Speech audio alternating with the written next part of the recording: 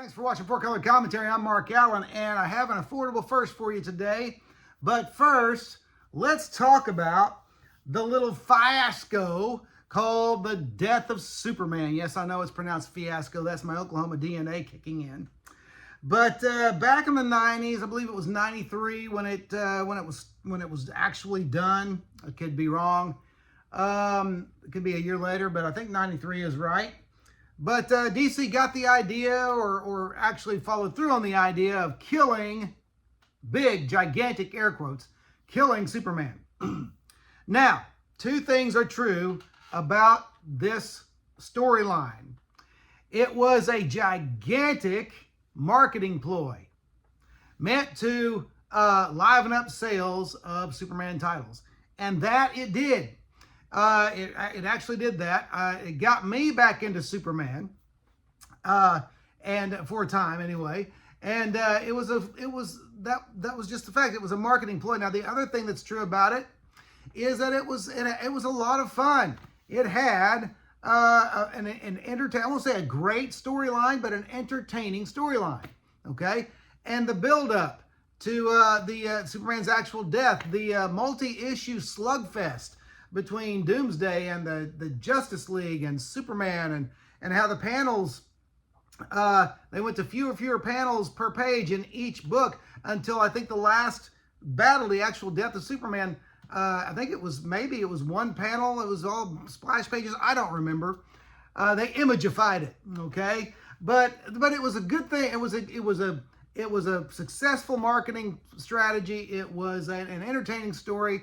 Really, there's nothing wrong with it. The only thing that went wrong with it was the insane amount of people who were not comic book people coming in to buy the death of Superman, or multiple copies if they could get it, thinking later it was going to make him rich. That is what mars the whole experience. If the world at large would have ignored the death of Superman storyline, I think it would be remembered much more fondly. Now, all of that builds to this affordable first, which is the Adventures of Superman number 500. Now, there are multiple covers of this. I actually have two of them in the sealed white envelopes in the bags, the Mylar sealed white bags with the red Superman symbol on there. There is also a platinum version of this cover. And even an error version where the platinum ink is used all over. Everywhere you see black on this one, my understanding is it's platinum on the platinum edition, which is a very highly sought after error variant. And then there's also a newsstand edition that has a green background with a capeless Superman, and I think Pa Kent floating in this green morass with images in the back of maybe, I think her name is Satanist. Anyway, it's a female version of Marvel's Mephisto, okay? And so anyway, there's that. There's a few different covers. This is the one I have. I don't remember if this thing peels off or not. I'm not going to try it. I don't know if it's meant to look that way, okay? But it has edges to it. I don't know if, like I said, I'm tempted to want to peel it off. In part because this is an affordable first. These you can find still in back issue bins, dollar issue bins, okay? There are people who want more for them on eBay, but largely they sit and they do not sell, all right? But the thing about this is there's many, many firsts in here, no fewer than 5 firsts. There may be one that escapes me somewhere, but let's go over, first of all, I want to talk about the Tom Grummett artwork. First of all, just show you a couple of splash pages here. This is they were somewhere in the realm between the afterlife and Earth, and Grummett was using these lighter colors to give it a more ghostly realm appearance. And so I really enjoyed it. Of course, I always enjoyed Tom Grummett's artwork. Anyway, he was one of my favorite Superman artists of the 90s, maybe of all time. John Byrne being my absolute favorite. Of course, a respectful nod to Curt Swan, but Curt Swan just never did it for me. George Perez. But right up there for me is Grummett. Okay, so anyway, so you got this great story that goes on, but then you have these introductions. You have Perry and Lois discovering. Is that Perry? think that's Perry.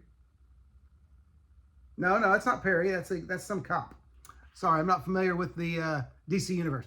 But they discover that Superman's coffin or casket is empty. Okay, so a mystery. Where's Superman? He's not there. Well, then, right, just a couple of pages after that, you get your first appearance of Angora Lupin, or Lupin, however you pronounce her name. This is the character who would go on to become the White Rabbit, who I think is primarily a Batman villain. Okay, and then you have the first. I'm going to call these. I'll call these alternately first appearances and cameo appearances. But you have there in the shadows a cameo appearance, and then a first appearance of John Henry Irons, who would go on to become Steel. Now, here's where my mind sticks on that. I thought Irons appeared in an earlier issue of Superman where Superman rescued him from a building that collapsed. He was walking the high steel. My dad did that, by the way. Walking the high steel on a building, and it collapsed. I'm sure due to some supervillain activity, and Superman grabbed him. I know at some point John Henry told Superman that story. Maybe it just was something that never was published, and they used it as a vehicle for the story of John Henry's being inspired by Superman to later become Steel. But anyway, there's the first appearance of John Henry Irons, and I've checked many sources say that that's what that is. Okay, this is the issue, and then you have the cameo appearance and the first appearance of the Eradicator. Okay, there he is in all his eradicating glory with his iron fist. Oh wait, that's not an iron fist. That's just power emanating from his hand. Okay. And then you have the first appearance of Superboy. Actually, my favorite of the four. It's come out. I followed Superboy's title pretty much all through the 90s until Grummett was no longer doing the artwork. Now, I was always there for a Sal Buscema stand-in, stand-in issue, but those were few and far between. Okay, so we're up to 3 first appearances now. Okay, and then 4 first appearances. Here's our 5th first appearance, the Cyborg Superman. So there you go. 5, you got Angora Lupin, John Henry Irons, Eradicator, Superboy, and Cyborg Superman. That's 5. Okay, I got it right. I can count. I'm from Oklahoma, but I can count. So there you go. This is a cheap book. You can get this with not only without breaking your bank, but without breaking your change pocket.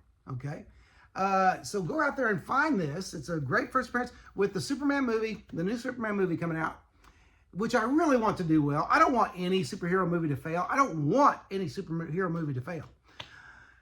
But the fact is, many of them of late have failed the last few years. I want Superman to do well at the box office. I want it to be commercially successful. I want it to be successful with the movie-going public, not just comic book fans. But this is some important first appearances to do with Superman lore and the world of Superman. So it's a great, affordable first to pick up.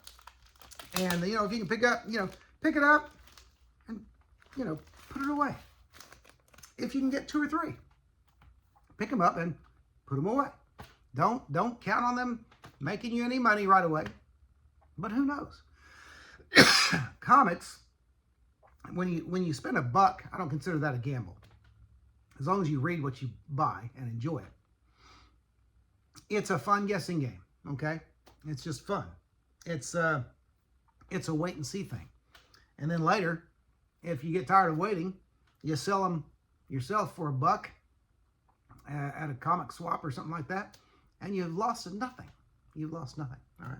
So anyway, that's it. That's an affordable first, and that's what I have for you right now. Makes up for missing Superman Day, which has been several weeks ago now. Anyway, that's it. Hey, if you haven't already, go ahead and like, comment, and subscribe. Especially comment. This channel likes comments. Pardon me. I'm losing it. other than that, we just appreciate you watching. I just appreciate you watching Four Color Commentary, and we'll see you next video, if I survive.